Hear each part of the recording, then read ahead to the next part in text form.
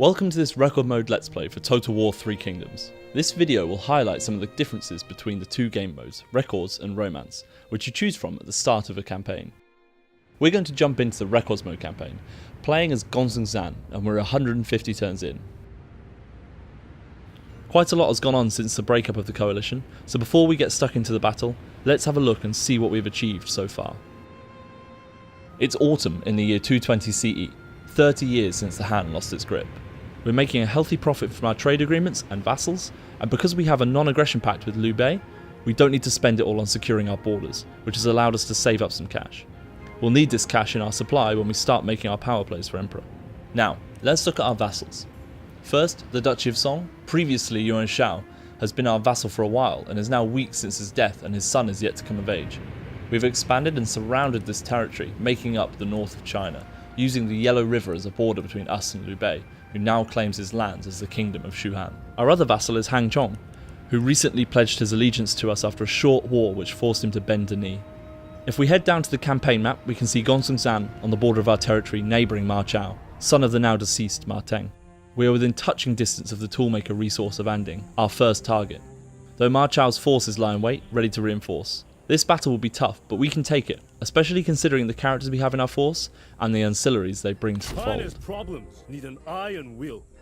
Zan wields the strategies of the warring states, gifting his entire army guerrilla deployment. This will allow us to rush in on the garrison army, avoiding some of the tower fire on our approach. Next, we need to equip the stone archer to our strategist, Jiang Wudai. This will give 10% extra ammunition to all the archers in our army, giving a slew of extra bolts for our repeater crossbowmen, which could prove crucial to our victory. Let's make our move toward the resource. Do not yield! Be unrelenting! We can see that the garrison force numbers at around 960, though their ranks are made up of mainly militia. They should be relatively easy for us to crush. Ma Chao, however, has much higher tier units, as well as being a more than capable warrior himself, so we will need to prepare for his reinforcements. Let's jump right into the battle. First things first, let's take a look at the map. This battle will take place in a toolmaker resource map, one of the many different types of resource maps in Total War 3 Kingdoms, all featuring unique geography. We can see they also have arrow towers at the entry points to the town, so we'll need to get through those gates as quickly as possible. Now to our army. We have a well balanced force here with 2 units of axe bands providing good flanking ability, and 4 Jian sword guards, who will act as our front line for Zhao Yun's retinue. Zan himself brings our shock cavalry, as well as 3 units of G infantry, which will help us take down Ma Chao's unique cavalry. Our strategist, Jiang Wudai, has brought 2 units of archers, 2 units of repeater crossbowmen, and 2 white horse fellows, skirmisher cavalry unique to Zan's faction. Zan himself was known far and wide for his white horses, which famously kept the Mongols from attacking the north. Taking a closer look at the horsemen in his retinue, we can see that they all ride these famous white horses into battle. So here we are on the battlefield, and we can see that a storm has fallen on this toolmaker resource. Straight ahead of us we have these arrow towers, which will be our entry for our main forces. In the centre of the map, we have a capture point. This will provide a huge morale boost to our forces if we take it, so the enemy will try to defend this. First things first, we're going to move Zan and the rest of our cavalry to that right flank. They're going to try and flank round this right side so we can break in as quickly as we can.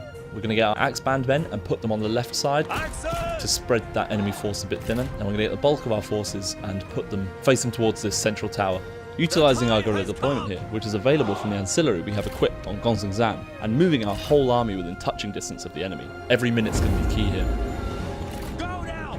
We've got our axe band men fighting on that left flank, and we're going to charge our cavalry as fast as they can into that swordsman unit there. As you can see, everyone's in walk mode. That's on by default for me, and that's just so that we can save stamina for fighting, as the units will be less effective the more tired they are, and this has much more of an impact on Records mode.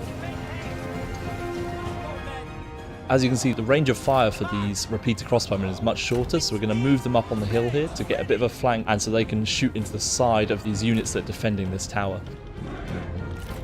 So we're going to get our axe bandmen charging on that left flank and get our swordsmen charging through the middle.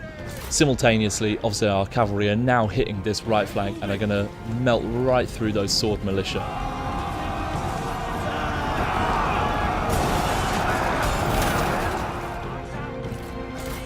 Most of the units in this garrison are militia, so they're not going to be too difficult for our cavalry to deal with, as they are heavy cavalry. Will you stun them with your handsome looks? Will you dumbfound them with your razor wit? And obviously our axemen are now making a charge, as our swordsmen have in the middle. And these guys are really going to have it in for them because they are outnumbered. Really what they're doing is just trying to distract the enemy. Obviously with our shorter range of fire, we've got our repeater crossbowmen on the right flank, and we're actually going to stop our heavy crossbowmen from fighting as they have a longer range. That will be much more useful later in the battle. So our cavalry have managed to defeat the 2 units of swordsmen and just have 1 unit of saber cavalry, which are going to be really easy for them to kill. So we're going to get our main bulk of cavalry on the right side, and we're actually going to get our White Horse fellows, who are really good in melee, to attack on this left-hand side. Obviously they're unique to Gonzan, so we're going to utilise them in every way we can. Gonzan going in, wiping out that saber cavalry nice and quickly. As we mentioned, speed is going to be key for victory here. To battle! Come on! Surely you can do better! I dearly hope your blade is sharper than your wit. Attend! Look! The enemy run! Craven! So as you can see, our repeater crossbowmen are doing some great damage on that front flank, and we've managed to break through as they are retreating. So we'll move the rest of our forces through to destroy that last unit of swordsmen in the middle there. So our infantry are doing some great impact there. As you can see, our White Horse fellows have actually done a lot of damage to that cavalry unit, really outmatching them. And we're starting to break through now, and we'll be able to kind of form up whatever defense we decide to choose.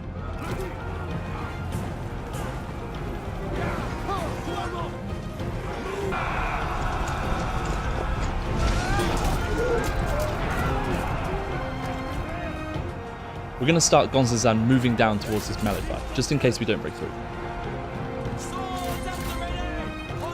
As you can see, we've taken quite a lot of losses to our front line, with almost half of the units that have fought already depleted.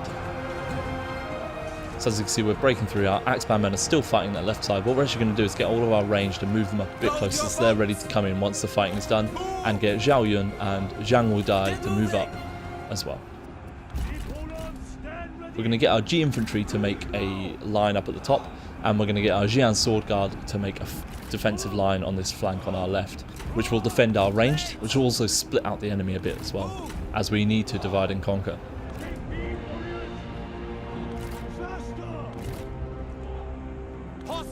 We're going to move our ranged units into the settlement now, so they can begin firing and line up our men on this left side. Get moving! March, warriors! Let's get our archers moving into the settlement to join the rest of our units, who are now lining up and taking their defensive positions, ensuring we have secure flanks. Swords! Swords drawn! Attend, swordsmen! Blades prepare! Swords sharpened! Gonzan and the rest of our cavalry are walking to the back of our defence here, ensuring they regain some energy. Being in walk mode doesn't recover as quickly as standing still, but will improve it slightly. Now what we're going to do actually here is get our White Horse fellows and move them up round and try and get a flank on the infantry that are coming in with Ma Chao's army. We are also going to put our G infantry into spear wall formation and our Jian sword guard into shield wall formation. This enemy swordsman unit you can see here is a currently known bug. All of the exits around them are blocked, so they can't work out where to run. We have notified Dev of this bug, so let's just put them out of their misery here.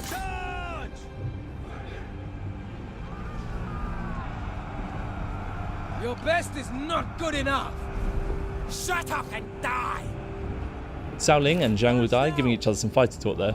Even though warlords work differently in records mode, they still interact with each other on the battlefield. So our White Horse fellows are just firing at some men that are still retreating, but what we're going to do is we're going to move them up around the top here, as I said, to try and get a flank on. As we can see here, Gonzan is very tired. He's had his fair share of fighting already today, but he's not done yet. So we're going to stop them moving and get them to recover some energy. Now the unit has rallied and the AI is pulling it back to regroup with other units. We can reform our line into shield wall formation, and we've got the nice little bit of rock face which is defending the centre between these two lines of infantry we've got set up. We can now see the infantry are starting to make their way through up the top of the map if you look at the top of the screen, and we'll move our range a little bit closer and see what they can do. Obviously the axe bandmen are taking a lot of losses and we can't really get to them, so they are a bit of a lost cause. What we're going to do is we're going to get our ranged units to give a bit of supporting fire. To battle! And now these White Horse fellows are starting to take a bit of damage. So what we're going to do is put them in loose formation, which is obviously going to reduce the amount of damage they take and hopefully mean they can get a bit of a charge onto those heavy crossbowmen which are stuck at the back. Now, Gonzagzan and his cavalry, they're now very tired, so they're getting there. They're getting on the road to recovery. We'll just keep an eye on them and we'll use them momentarily. These Axebandmen do a great job at defending that corner. The cavalry is still recovering, and the more we wait, the more impactful they will be when we find our moment to use them.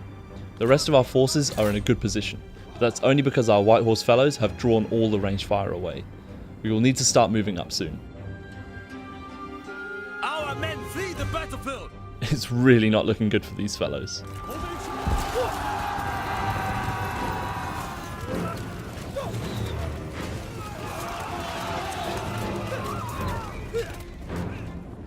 What we can see is the beginning of a divide between the enemy infantry and their superior ranged units, as they are distracted by our White Horse fellows on that flank. So what we're going to do is move our G infantry up to create a safe pathway for the rest of our cavalry to move around and flank their units. The G infantry will prevent any of their infantry from blocking our move here, and we will put them into spear wall formation too to make them stronger. Our White Horse fellows have managed to do a tiny bit of damage there, but overall their biggest player in this battle has been distracting Ma Chao's ranged units. Our men flee the battlefield. So our ranged units have now used up a lot of ammunition, but what it has meant is those Axeband units have actually managed to make it through. We're going to try and get one little charge off and try and just see what damage they can do, but unfortunately it looks like the arrow towers there are going to wipe out the remainder of that unit. So let's just try and get a bit of fire on the strategist that has just accidentally walked into our range. You are weak! Your words are as pathetic as you are. So they're still pretty tired, these units here, but we'll get them moving faster as we need to utilise this exposed flank. So we'll move Zhang Wudai up a little bit and we'll use the rest of this ammo with these guys to just get some damage into that cavalry. And they're now in range of our repeater crossbowmen as well, which is great. So they're now taking a lot of range damage, which is probably going to force them, it's going to force them to make a decision. They've either got to charge in or move back. Now our spearmen at the top there are taking a lot of damage from this ranged fire, so we really do need to get a move on. The men have no ammunition! Draw your weapons! Horses, stand ready! So we're going to put them into wedge formation to do a bit more charge damage, doing it as late as possible so we're moving quickly, as wedge formation does reduce our overall speed.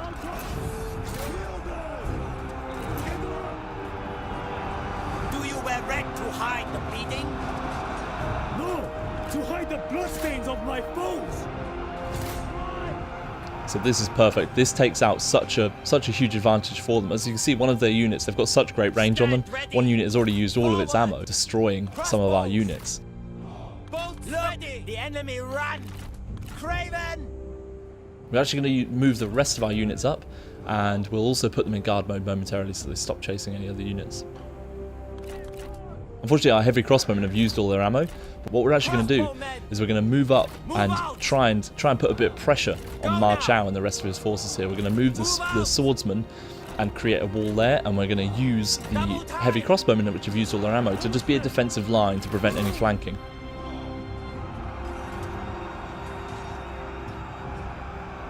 And we're actually going to take a look and see who's got the most energy here. So I think it's, Gonzagzan and Zhao Yun, and let our other guys rest and just regain some stamina before we go in for more charges, because if not, they're just not going to be as effective in battle.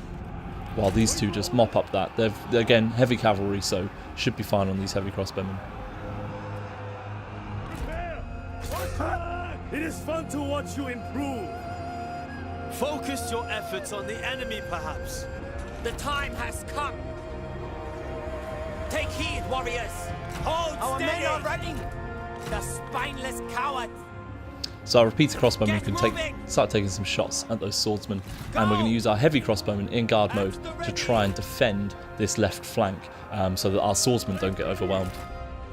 Zhao Yun and Gonzagzan have managed to wipe out that remaining heavy crossbowman unit, meaning they no longer have any range left, which is obviously really great for us, as they were some of the stronger units for us to deal with.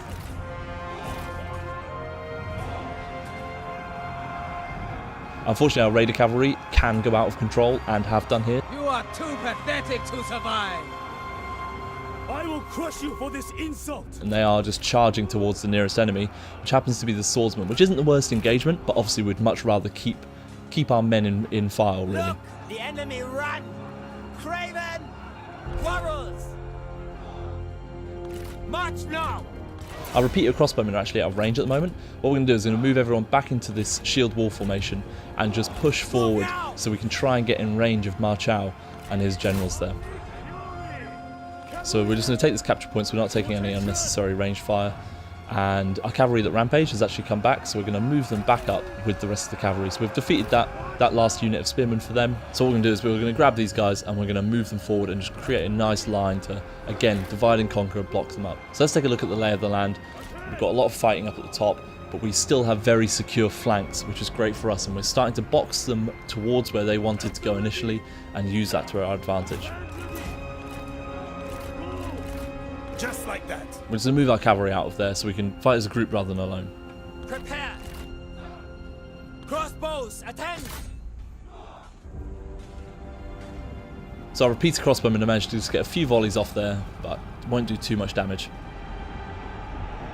Now what we're going to do, this swordsman unit has quickly exposed itself. We're going to see if we can do some damage to it, see if we can kill it just before these spearmen get here.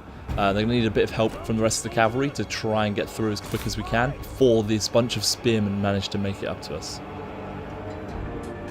Just trying to divide and conquer these groups, really, because we're overwhelmed by the enemy forces, so we can't really win if they're all bunched up together. We're just trying to divide and conquer these groups. We're heavily outnumbered in this battle, so splitting them out, we improve our chances of winning. The enemy unit flees! What cowards!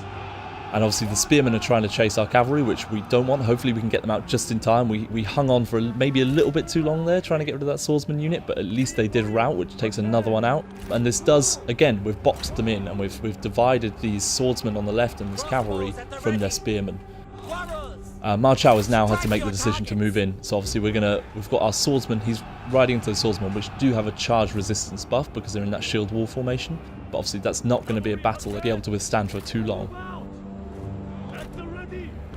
So now we're just going to line our spearmen up here, because what we want to do is create a rear flank for our cavalry to charge into, so we're going to try and get all their spearmen to engage on us here. You are pitiful! Do not waste your breath. You will need it. Which means we can get a great rear charge off with our cavalry and hopefully rout the rest of these units, meaning we can focus on the rest of the battle that's going on in the centre. We're going to get our cavalry to flank rout back here because they actually might need to go support these sword units quicker than we think. So let's get our range guys, make sure they're firing here. It's tempting to move those swordsmen round, but what we're going to do is to protect our flank, keep ourselves secure, and make sure we don't make any silly mistakes.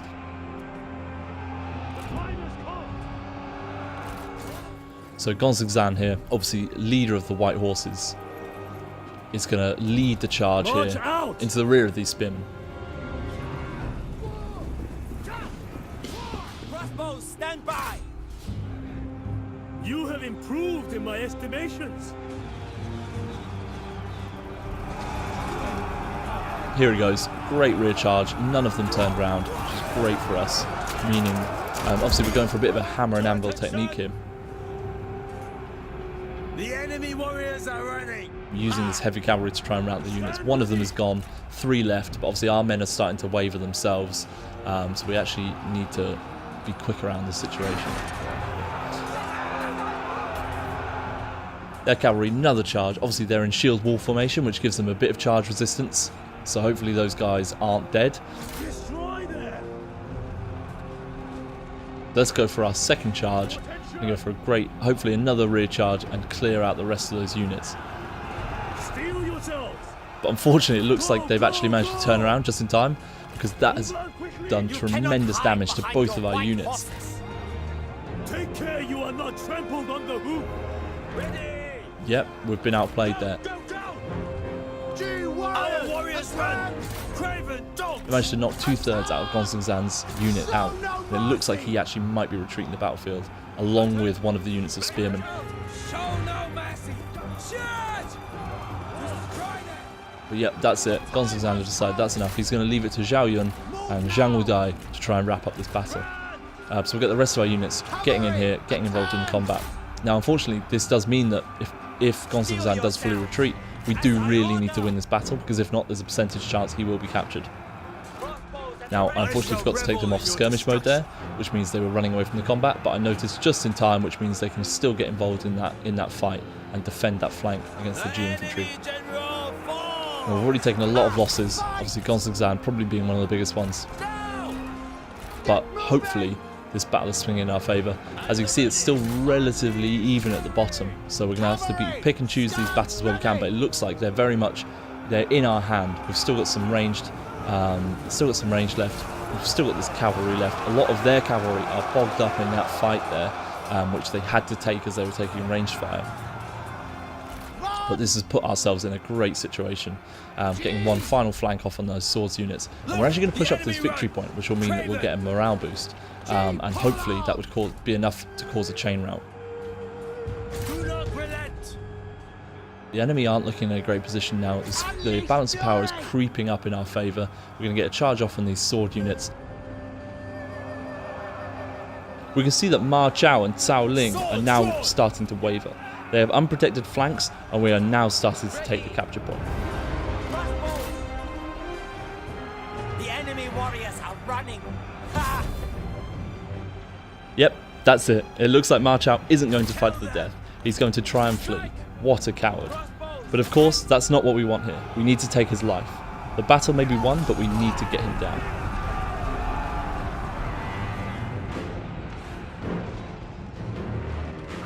Zhao Yun has managed to chase him down with the remainder of his bodyguard and deal that final killing blow to Ma Chao. We can see here he's taking pride in this kill, which is going to help our faction rise to power. We can see piles of dead bodies and abandoned flags scattered across the battlefield. We've lost a lot of men today, but this victory was a worthwhile one.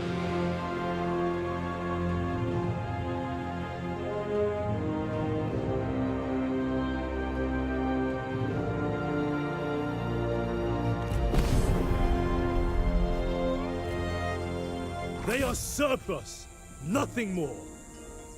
Here we have the post-battle screen, and we can see the losses we took.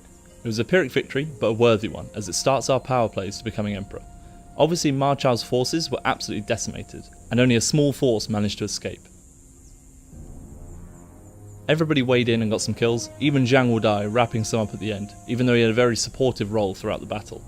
Looking closer at Ma Chao's army, we can see that him and all of his generals fell, which was our main aim.